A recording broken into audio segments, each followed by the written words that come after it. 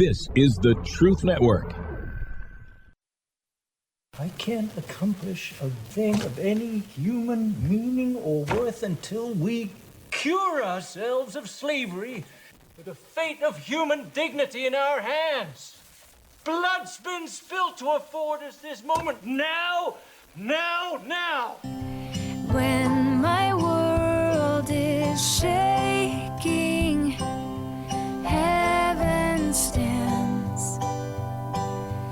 When my heart is breaking, I never leave your hands.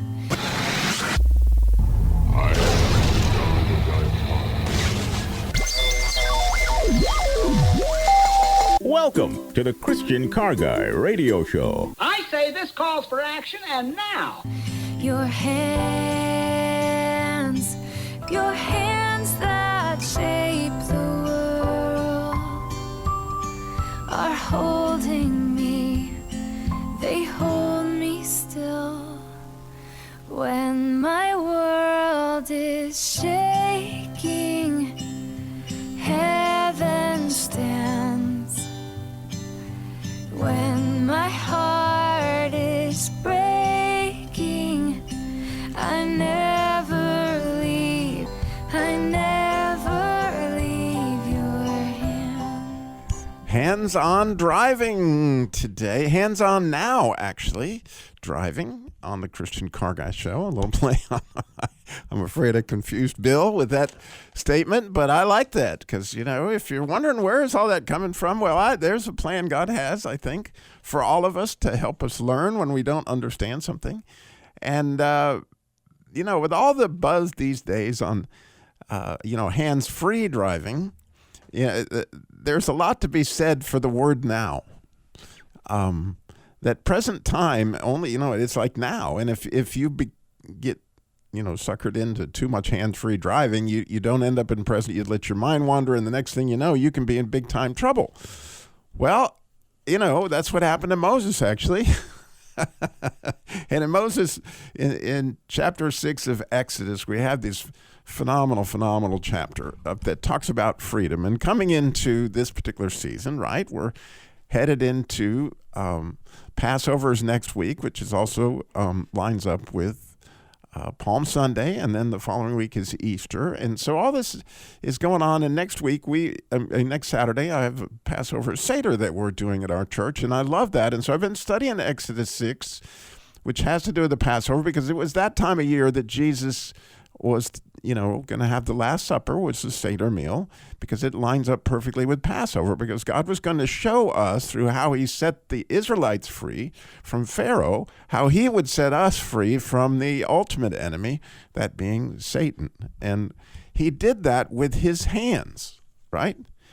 And I don't know if you ever thought about this, but I'm going to read Exodus 6:1 and think about it in terms of Jesus' what he did to give us freedom on the cross. So here in Exodus 6:1, God tells us this. Then the Lord said to Moses, now, right? He puts him in present time, so he gets both his hands on the wheel. Now you shall see what I will do to Pharaoh. For with a strong hand he will let them go, and with a strong hand he will drive them out of his land. And interestingly, if you look closely, there are two hands there. So you got both hands. And I don't know if you've ever pictured this, but time and again, God says in the book of Exodus that he's going to save him with an outstretched arm and a strong hand, or a mighty hand. And so if you picture Jesus on the cross, there are outstretched arms, and here's this hand. And these same hands that he saved the Israelites with, now in complete humility, right, he allows a Roman soldier to pierce his hand with a nail. And in that picture, he is setting us all free, right, as he would die and he would shed his blood for us as he came back through the resurrection and defeated death. It was through that humility of his hands, God's humble hands, that he would set us all free. So when you think of mighty, it's kind of like what happened in all these different 10 plagues that happened in Egypt. he was being extremely humble at the same time. In other words, he was being completely merciful. At the same time, he was being, vicious towards Israel's enemies. Now, if they'd done what they asked, in other words, how many times did he give Pharaoh 10 different chances to say, let my people go? He wouldn't do it, right? And so at some point in time, you have to do it now. There's only so many times that you get this shot at this deal, right? But 10 times, he gave him a chance. Now, how many of us, if we had the power that God had, and Pharaoh says, no, well, buddy, it's my way or the highway, you're out of there. But he gave him 10 different times that he had to do that, and that they went through all these 10 different plagues. And so as you think about that in your own life, right, how many times have you, when it comes to the things that, to begin with, to be free from being a sinner, it requires the original saying, Jesus, I need your hand. You've got to be humble enough to say, I can't do this on my own. I need that blood in order to be cleansed from and have a chance at this freedom that we're talking about. Freedom from sin, but also freedom from unforgiveness, or freedom from hatred, or freedom from addiction. Or there's lots of things that we need freedom from. And not only do you get the initial freedom that you get at your salvation experience, but often many of you experienced another type of freedom. And so that's what I'm wanting to people to call in and share today. When did you experience that kind of freedom at his hands, where he was both merciful to you, but at the same point in time, he was ferocious towards your enemies? The enemy of addiction, the 866, or the enemy of hate, or the enemy of lust. 866-348-7884. 866, the number to call in and share your freedom, right? When you had hands-on driving, in other words, where Jesus' hands were on the wheel and he took you where you needed to go. 866-348-7884. 866-348-7884. So, Bill, am I making progress? Yes, sir. And so, when you think about what God is doing here, it's not unlike the picture he paints throughout the scriptures. So in the Psalms, right, there's in Psalms 18:35, it says, your right hand upholds me and your gentleness makes me great, right? So he's showing that right hand being, that idea of mercy and hesed and all those wonderful things. And then he's talking about strength at the same time. In Psalm 89:13, he says, your mighty arm and your strong hand, high your right hand, righteousness and justice are the foundation of your throne. Steadfastness and love and faithfulness go before you. In other words, he's talking about two hands there again, and he's going to talk about the hands. And of course, in the prophets, Isaiah would say in 53:1, and who believed our report, and to whom has the arm of the Lord been revealed? In other words, here comes this intimacy of the arm again and the arm of the Lord. Now, the one that just kind of blew my mind as I was studying this and thinking about it is Jesus in John 13:3, and we're going to talk about, actually, here he is at the Lord's Supper, right? And here he is at the Passover week, and it says, Jesus, knowing that the Father had given all things into his hands, right? He just given all things into his hands, rose from supper, laid aside his own garments, and began to wash the disciples' feet. You see the picture of, here's these unbelievable hands that he has, all things have been given into Jesus' hands, is what the scripture says. But then he lays aside his garments and he begins to wash the disciples' feet in a picture of what? Showing us how we could be like him, because he would certainly have all things in his hands as he goes to the cross, but then lay them down on the cross, right? And you get that as he would actually say his last, words are, Father, into your hands, right? Into your hands, Father, I commit my spirit. And so it's kind of a neat thing when we really picture the hands of God as taking our wheel, but getting back to that concept of in present time, now, right now. Because what happened yesterday is yesterday. yesterday I overate, or yesterday I got mad at somebody I didn't get mad at. But right now, where am I, and how can I ask God to come in and save me? Because it's not something that I'm going to be able to save myself from, because it doesn't work that way. We need God's help in so many different ways, and you've experienced that, Bill. I have. I was thinking that when I started my career insurance, that a lot of promises were made and a lot of managers disappeared. And surprisingly, when a manager disappears, the promises they make go with them. And I got married and the financial turmoil hit. I lost the huge account and ended up having to pay taxes on the money and then give it back.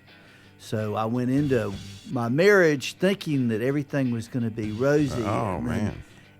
Actually didn't make any money. I was paying it back for the first year. So we're going to hear more on this story, and we need yours when we come back. The number to call and share, 866-348-7884. Call us. You're listening to the Truth Network and truthnetwork.com. Fate of human dignity in our hands. Blood's been spilled to afford us this moment. Now. When my world is shaking, heaven stands. When my heart is breaking, I never leave your Hands-on driving now, today on the Christian Car Guy Show. In other words, being in present time is now, and we need to be paying attention to our life as far as where are we walking in freedom, where are we walking with Christ and in his hands, and where have we chosen to get out of that situation and take things on ourselves to try to control our own path, our own take the wheels experience, whatever that may look like. And by the way, that's from the movie Abraham Lincoln. If you haven't seen it, it's spectacular there at the beginning where he says now. It's an amazing picture of how we were abolished from slavery here in the United States, back through a whole lot of bloodshed, as was described in that clip. And then it's J.J. Keller's song, Your Hands, which is just, really spectacular to me. And, as it says in the scriptures, nothing's going to rip us out of Jesus' hands. He's pretty powerful stuff. But when we left our hero, Bill, he had gotten into over his head. And easy to do if you're in business by yourself. Too easy to do. And so you had been driving, and now it looked like you're you're in the weeds. Well, I woke up angry. I went to bed angry. I had lunch angry. And one day a fellow was talking to me, and he said, we quit reading the Lord's Prayer before we're supposed to. I said, well, what do you mean? He says, well, it was a letter. Do you ever stop reading the letter in the middle of the letter? I said, well, I guess not, but what's your point?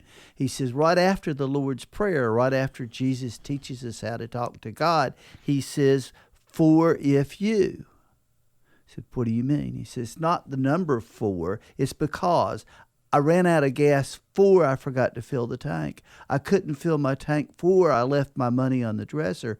That Jesus said, after he gave us the Lord's Prayer, that I gave you this for if you forgive others when they purposely, maliciously set out to do you bodily harm, not when they accidentally, unintentionally do something to you. It says, if you forgive others when they sin against you, then your Father will forgive you. Well, that brings up an interesting question. If you don't forgive others, is God going to forgive you? As somebody else had said to me, what type of sin is forgiven? And every time I ask that question in the jail, almost everybody says, all sin. I said, well, I don't think so. If all sin were forgiven, Satan's going to join us in heaven. It's all repentant sin is forgiven, but all sin is forgivable. Point being that I've got to forgive others to be repentant. If I hold that anger against that other person, I haven't repented.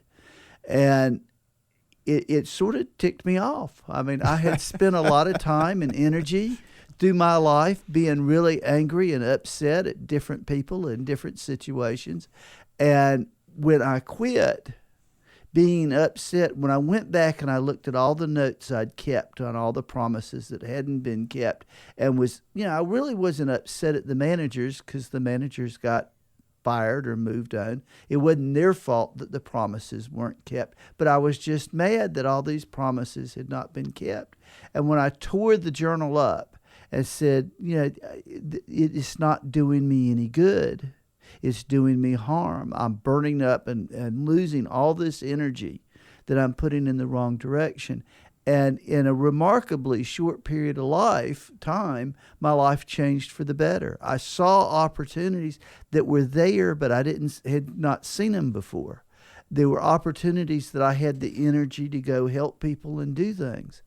And in my life, when I was able to reach up and grab hold of God's hands and let loose of the anger that I'd been carrying around with me, I felt just the most wonderful release, and I felt this closeness to God that I hadn't felt up until that point. Yeah, it's a beautiful thing, and I'm thinking that you might have a story where you were able to let Jesus take the wheel, so to speak, with his hands-on driving, nail-scarred hands-on driving, by the way. We would love to hear your story. 866-348-7884, 866-348-7884. And for those of us who at times, and I'll be the first to admit, struggle with road rage, right? Somebody does something really crazy, and there you are. And are you going to continue to take the wheel, or maybe the accelerator pedal, or maybe the brake pedal, or maybe the horn? Take your pick of how you tend to express your road rage. or as Bill just described, right? Here's your opportunity right here to say, gee, am I going to make this right? Am I going to teach this other person how to drive through my behavior? That always works well.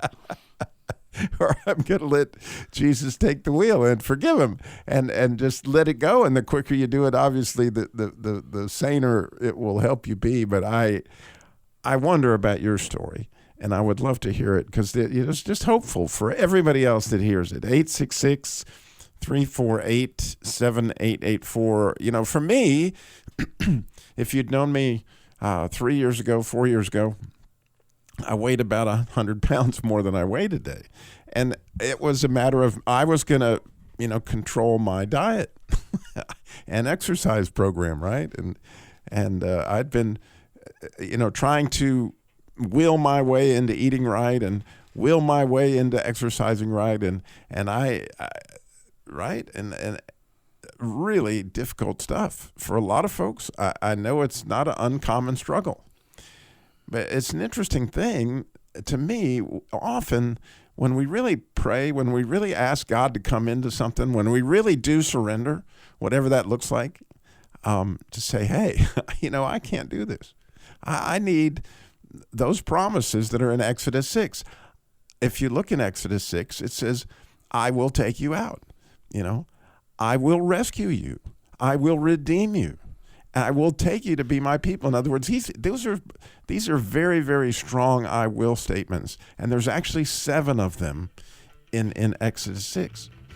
And so what he did when I turned that over, I will go into more of that in my story, but he gave me something better than what I was doing. And I have so enjoyed the freedom of losing weight and getting back to a more healthy lifestyle. But you may have a story. 866, I hope you do, 866-348-7884. We'll be right back. You're listening to the Truth Network and truthnetwork.com. Fate of human dignity in our hands. Blood's been spilled to afford us this moment. Now.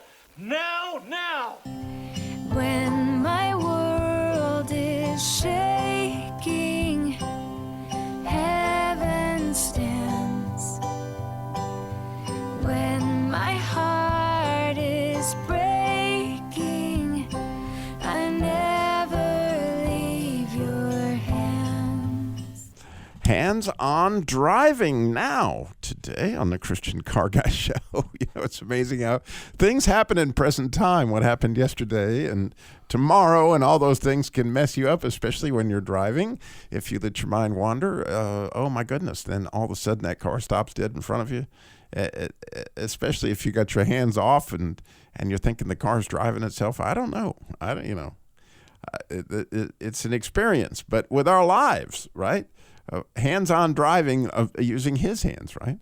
And so we want to mention that at the last segment of today's show, we have another episode of Christian Car Guy Theater, which recently we've been doing Famous Fairy Tales, which is Ann Alt, absolutely a star that we have that helps us with Christian Car Guy Theater. And wait till you hear, this is Beauty and the Beast, what happened behind the scenes of Beauty and the Beast. You may never have known before if you get to hear this episode today. We'll get into that in the last segment. But as we're talking to the end of the segment, we would, of course, love for you to call us with your story of hands-on driving, where it was Jesus' hands. 866, that he took the wheel, so to speak. 866-348-7884. 866-34-TRUTH. And I was talking about how I weighed, about 100 pounds more than I do today. And I had struggled with so many different ideas, but at some point in time, you really just say, God, take the wheel. Help me. Show me. What do I need to do? What's different? And he just all of a sudden started bringing people into my life to show me just a better way. Because, you're only going to do something if you really enjoy it. You're only going to eat something different if you really get excited about whatever that might be, right?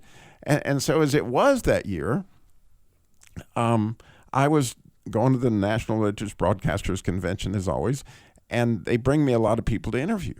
Well, God brought me, I bet I interviewed 4 different nutritionalists. But the one nutritionalist that radically changed the way I eat had written a book on the 7 foods of the Promised Land out of Deuteronomy. I believe it's 8. Where it talks about that these 7 foods are essentially dates and figs and pomegranates and wheat and barley and oil. I think I got them all there. But anyway, and I began to, and my wife began to say, well, what happens if we just begin to cook with these foods? And we actually went on a 90-day fast, ended up being longer than that, where, it was sort of like a Daniel fast on steroids, where we tried our best to eat in fact, we didn't eat any milk or any dairy or any of that. We fasted from that. And the main part of our diets were those foods that God said were good. And they were, 7 foods of the Promised Land. And I got a wonderful 7 foods of the Promised Land breakfast. And so we bought wheat berries. In other words, everything that it said, we got it absolutely whole grain, and we got it. And, oh, man, did we look forward to those meals. And we began to see all sorts of miraculous results, like what I considered miraculous. I came off of one of my blood pressure medicines, came off of one of my diabetic medicines. Tammy began to sleep right again. All sorts of things happened as a result of but not only did we have the health benefits, but the thing was that we just looked forward to what we were going to eat, right? And that was just half the equation, because interestingly, at the same time, I got invited to Nikita's man camp, and we began to do some different exercises, mostly just walking. Okay, just going for walks, actually walks with God, and spending an hour or so a day walking with God made a humongous difference in lots of things in my life. Not just the fact that I got the exercise, but it gave my mind a time to actually just hang out with God in the middle of the day, where I wasn't stressing and all those things. And again, what I had been doing under my own strength and whatever, he brought people into my life to help guide me. And the next thing I know, not only was I free from the bondage of the old lifestyle that I had, but man, I was really looking forward, and I still do, by the way, every single day. Like, this morning, I will tell you, I ate my 7 foods of the Promised Land breakfast. I'll tell you about it real quick, since I got a minute and nobody's calling at 866-348-7884. So I take wheat berries, which just absolutely natural wheat berries, which are the grain that comes right off the, stem. And I take barley berries and I take rye berries. And I take about a handful of each and I put it in boiling water and I boil it for about 4 or 5 hours, sometimes 3 hours. Depends on how long I got, but the longer the better. And it makes the most wonderful cereal, kind of like, I don't know. It's better than anything I've ever eaten. It's because the berries are bigger than like cream of wheat or something. You got a great big thing that you're eating, and it's whole wheat, and it's tremendously good for you. Apparently, people say you don't need any carbs. Well, this stuff's got lots of them, and I'm telling you, it doesn't raise my blood sugar. In fact, it helps regulate my blood sugar, and it's amazing. But again, it's whole stuff, and it's that. And then I get pomegranates, and I love, I don't know if you like pomegranates. I love them, and I, put about a quarter of a pomegranate in all the reels, the little berries that are in the pomegranate, and then I take up a fig, a couple of figs usually, and chop those up and put it in it, and I take a date, and I put a couple, that's after it's cooked. I put the berries and stuff in it. But while I'm cooking it, actually I don't know if you ever noticed this, but if you'll put a thin layer of olive oil, just really thin layer of olive oil on the water while you're boiling some type of cereal or whatever, it won't foam up and boil over, because somehow or another the oil just absorbs it. But it's kind of cool because I was wanting the oil in the cereal anyway, and by putting that little thin layer on it, the next thing you know, I had, all 7 foods of the promised land in one breakfast, and I probably eat that 4 or 5 times a week, Bill, and it's amazing. And I've served it at boot camp and stuff like that. People will go, wow, Robbie, this is really good. It takes a little to get all the supplies together, but when you do, it's amazing. So how about you? What have you done in your hands-free driving now? 866-348-7884, 866-348-7884. Bill, what you thinking? Thinking of a few instances when I started scuba diving where I was in extremely stressful situations and had to just totally turn it over to God to get out of them. And I'm a lot smarter with the dive buddies I pick now, so it doesn't happen quite as often. Well, we'd love to hear one dive story. And for those who don't know, Bill goes scuba diving at least 2 or 3 times a year, don't you? At least. We'd gotten in a really nice, beautiful area, but the visibility wasn't really great. You couldn't see the boat from way down where we were diving. And was this in the Bahamas? This was in the Bahamas. And if I'm totally in charge of navigating, I'm great. But if I'm out navigating and then my buddy's taking pictures and stops and goes all over the place to take pictures, then it's you've just lost. It's sort of like if you're close your eyes and you're walking through the house in the dark. As long as you're totally in charge of where you're going, you're probably fine. But if they just drop you down in a room somewhere with your eyes masked, you're lost. So, I had this dive buddy that just kept going off on his own. And on this one, we were real deep, and you couldn't see the top. And really? You can go deep enough in the water you can't see the... Yeah, a lot of times. The visibility can be 130 feet, or the visibility. So you don't know which way is up? Well, up is easy. You just look at your bubbles, but which direction to go in, north, south, I'm east, glad or to west, hear that. back to the boat. There's some scuba diving where you don't have. I don't like to get in situations where you can't see at least a little bit of light somewhere. So there's some wreck dives and cave dives where it does what you're talking about, but I try to steer clear of those. But in any event, we were trying to head back. We were a long way off, a lot farther than we should have been. And we just got to a point where I had to figure out how to come up and take a look and then come back down to 70 feet. And that was just a little tough with somebody that just wasn't the least bit interested in following any of the rules.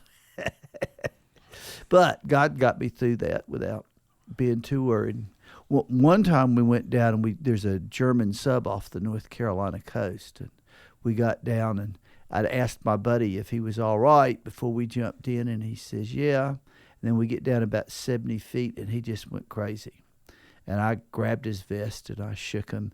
and said, "Are you okay?" And he nodded. Then he bolted for the ceiling again and grabbed him. Well, we popped out of the water. It's like popped 4 feet out of the water. Well, it should have killed us. But luckily, we had not been down quite long enough for that to have caused all the problems it normally would. Oh, you can't, you get the bends, that kind of thing. That's what you're talking about. Well, I know you got a story. We would love to hear it. We got Christian Car Guy Theater coming up in the next segment. 866-348-7884. We'd love to hear it. Stay tuned. You're listening to the Truth Network and truthnetwork.com. Fate of human dignity in our hands. Blood's been spilled to afford us this moment. Now. When my world is shaking, heaven stands.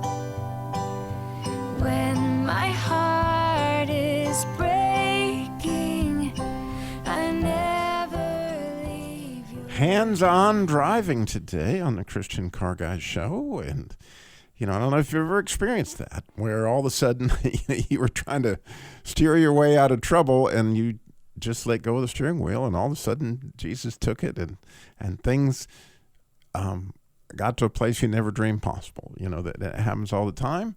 And it's amazing when it happens. Again, you might have time to get in your story. We got a Christian Car Guy Theater episode coming up in a second, but I want to just point out that the Christian Car Guy Show has the Jesus Labor Love, which is car repair labor for single moms, widows, and families in crisis. And, one of the hardest things it is to do is to just ask for help, be humble enough to say, I can't do this. But every single week, we have single moms, widows, families in crisis that contact us through ChristianCarGuy.com. They fill out the application, and then we have an opportunity to pray with them. But we often, get a chance to see how when they let go of the wheel and all of a sudden God took over what seemed like an insurmountable situation. I mean, we've had people that were homeless living out of their cars and watch God, work through all sorts of situations to where they ended up with another car, another thing. All these things happened.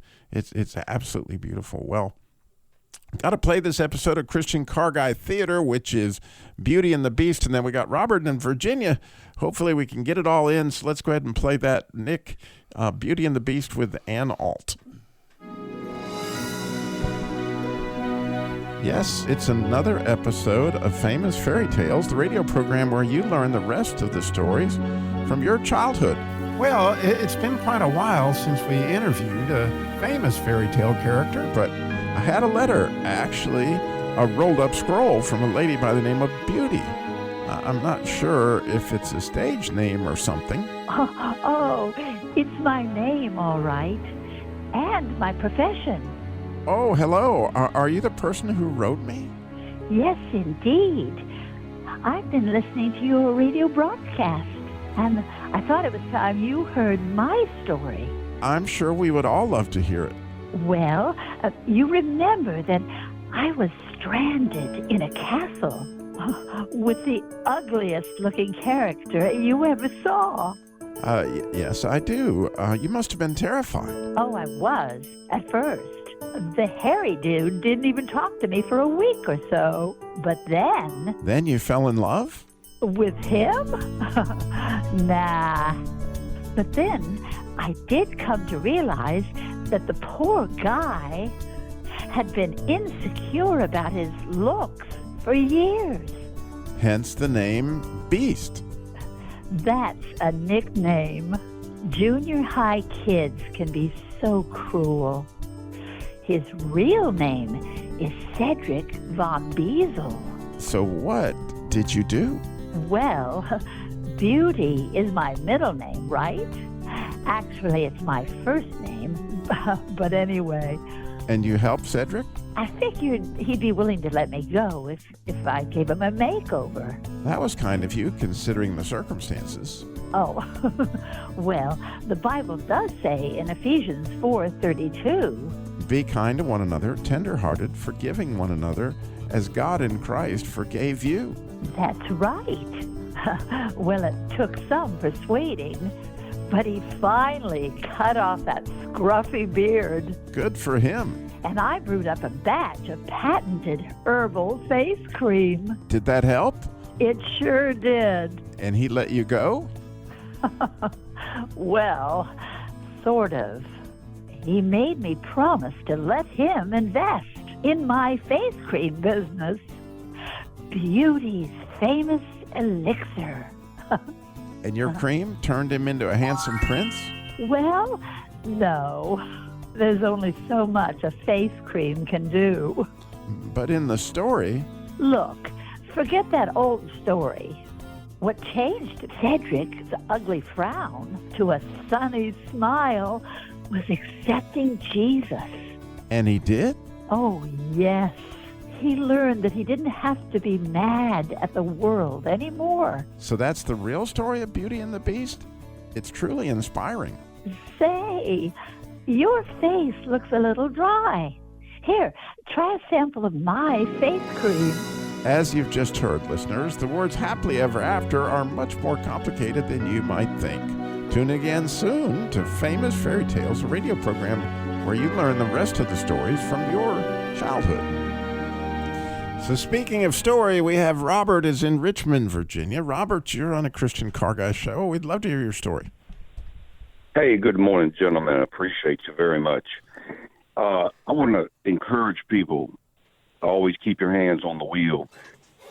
Yeah. I was a college scholarship athlete in 2 sports. I played everything there was. I raced motorcycles for 35 years, raced cars, raced jet skis, downhill ski race. I am a rescue scuba diver, talking to you gentlemen there. Been through a lot of experiences. But during this, I broke my back and my neck. And I was laying in the bed looking at the ceiling saying, all right, Lord, all my athletic stuff is gone. What do you want me to do? And he came to me in a dream and he says, you're going to get up and walk tomorrow. And I had a walker and my wife got the walker and I started one step at a time. So I recovered and walked again. And I went back to work and I was a very successful businessman. I've been all over the world. But the thing about it is, remember, Christ wants to hear everything we're thinking.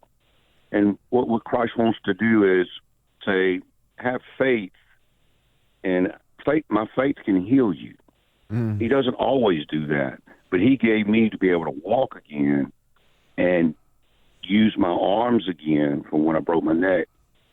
And I've been a faithful deacon, and I preach and all that in churches here and there, and just encourage people that it's never over, that Christ is in charge.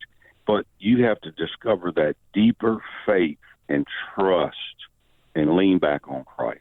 I just wanted to say that this morning.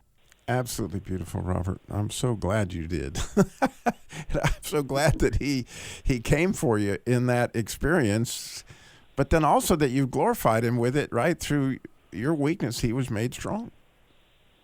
Hey, when you lean on the Lord, you've got it all. You've got all the money in the world. You've got all the talents in the world. God just gives you that righteousness, and he gives you that healing. And he chooses to heal sometimes, and sometimes he doesn't. But if he doesn't, like now, I am 66 years old, and from all those spinal injuries, I am now disabled. And I can only walk like 40 feet. But guess what I do? Each morning I get on walk to my street bike and still ride a motorcycle. And I get off of it and I pray and I just say, thank you, Lord, And then I help in the homeless missions and food missions and all. You can always do something for Christ, and for others. That's Don't be like the Good Samaritan. Don't walk away from people who need help. Be prepared each day. It doesn't matter what we did yesterday. Be prepared today for what Christ has. Somebody's going to cross your path that our job is to witness to them. That's so awesome, Robert. Thank you for calling today. I hate we're out of time, but God bless you. Buddy. God bless you. And, of course, thank you, Bill, and Ann Alt for her wonderful rendition of Beauty from Beauty and the Beast. And remember, 2 hands on the wheel now. Stay in the present time and slow down. Jesus walked everywhere he went and got it all done in 33 years. Thank you for listening to the Christian Car Guy Show.